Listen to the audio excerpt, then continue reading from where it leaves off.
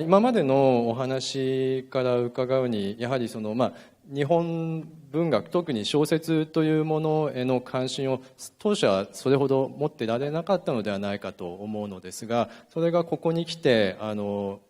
現在に至るまでものすごく日本の近代文学から現代文学への関心を高められていると思うんですが、何かこれはきっかけとはあったんでしょうか。そうなんですよね。一つ誤解を避けるために言うと、読んではいたんですね。やっぱり僕は今年64になりますけども、多分僕がもう少し後の世代ぐらいまではある種の教養主義みたいなものがあって、はい、やっぱり文学を好きだったら絶対大岡昇平は読んでなきゃまずいよねとか、椎名林檎じゃなくてね、椎名林檎はコンプリートとかねなんかね、そういうの読んではいたんですが、やっぱりあまり身に染みてなかったんですね。でそれは島尾敏夫が好きとかね、そういう個別にはあったんですけど、僕本当に身に染みるようになったのは実は最近なんです。この、日本文学清推進の時も、これが多分そういう意味では日本文学と本当に真面目に付き合おうと思った、きっかけになったやつで、これはもう書いてるんですけども、その前に関川夏夫さんと、谷口ジローさんの「坊ちゃんの時代」っていう漫画があってですね、これを、80年代の終わりぐらいに、もうちょっと後かな、読んだんです。本当に衝撃受けですね。僕伊藤清の日本文壇史は読んでたんですけども、面白いなと思ったんだけど、この関川さんと谷口ジローの坊ちゃんの時代は本当に心の底からやられたと。もうあれご存知のように、漫画という形で伊藤清の日本文壇史を漫画をリメイクしてるんですけれども、登場人物がまず作家たちであること、それから僕もう一つ大きい仕掛けがあってですね、作家たちが登場している漫画なんですけども、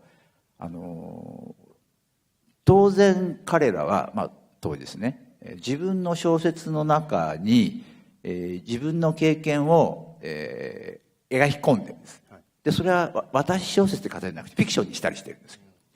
それを全部事実だっていうふうにしたんですね。あそこの発明っていうの。とすると日本の作家の歴史が一つの大きい物語になって、で日本の作家たちが生んだね最大のキャラクターはどうも当人で、最大の物語は文学史じゃないかっていうのが、伊藤清から関川さんたちの問題意識だと思うんですね。それ以上の物語は生んでこなかったんじゃないかで、そんなすごいことを、やってるのに一応文学の方では誰も興味を示さなかったんですね。で僕は本当にこれだから坊ちゃんの時代になぜ野間文芸賞をあげないんだろうって漫画だからですね。なのであれに負けないものを書きたいなと思ってですね、これも実はさよならギャングたちと一緒で構成は全く考えてなかったんです。っていうか一応最終回だけは決めてたんですけど、全然違う。最終回はですね、ヘルマン・ブロッホに「ベルギリウスの死」っていう小説があるんですけど、ベルギリウスのね最後意識の流れで終わるんですけども、双葉亭使命の意識の流れで終わるっていう妙に文学的なやつを、一応そこを目標に書いていこう。でもただ書いても仕方ないんで、何か伊藤清や関川夏夫や谷口色はやったことがない、小説だからできる何かを付け加えようと。でもとりあえずやってみるかと思って書き出してですね、1回目たまごっちで1回目でしたっけね。そうですね。そうあれもね書いてるうちに普通に鴎外でしたっけのお葬式の話じゃないや双葉で使命ですねの、そうそう詩を書いてっていう鴎外と漱石を出した時に不意にこれ結構ね衝動的にたまごっちの話をあれも実は全く計画なかったんです。でそれずっと書いたらこれで普通の小説になってるなっていうふうに思ってて僕これ作家としての経験でねそういう時は、自分の中の音楽に耳を傾けると、なんか足りないなっていうふうに言ったら、いきなり鴎外が漱石に「たまごっち持ってますか?」という、言った時に突然この第1回目書いてそこにまでたどり着いた時にこういう小説を書こうとしてるんだって分かったっていうんで、あとはそういう意味ではほとんど苦労は。そうなんです、そうか現代と、その終わってしまった歴史と、現代ですね、そこを謳歌させればいい、伊藤聖や関川さんたちがやったのはフィクションと事実の間を謳歌させる、これは小説の中だけど事実みたいに扱うっていうことで、その壁を取ったんですね、でそこはまではやられてるんで、僕はあとじゃあ時間の壁を取れば少し一歩先に進めるかなっていうことで、第1回でそうなったんで、あとはそのまま、4年ぐらいずっと書いてたっていうことですね。こう言っちゃなんですけど双葉亭使命を読み始めた頃にはですねこんなに自分に似た人がいるのかと使命っていう人はすごく簡単に言うと作家になれなかった人なんですね。もちろん浮雲を書いて優れた翻訳もしてますが当人は自分が書きたいものは他にあった、でもいつも書けないですよね。であれだけ双葉亭使命の著作集、4巻ぐらい出てるんでそんな量はないんですけども、非常に文学史にとって大切な仕事をしてるしその翻訳なんか大変素晴らしいですけれども、でもこれがいわゆる作品だろうかっていうと微妙なところがうまくいってないで、最後「平凡」っていう作品があってですね朝日新聞の連載したこれ超ひどい、僕大好きなんですけど毎回書くことがないすごいもう今でいうメタフィクションですね。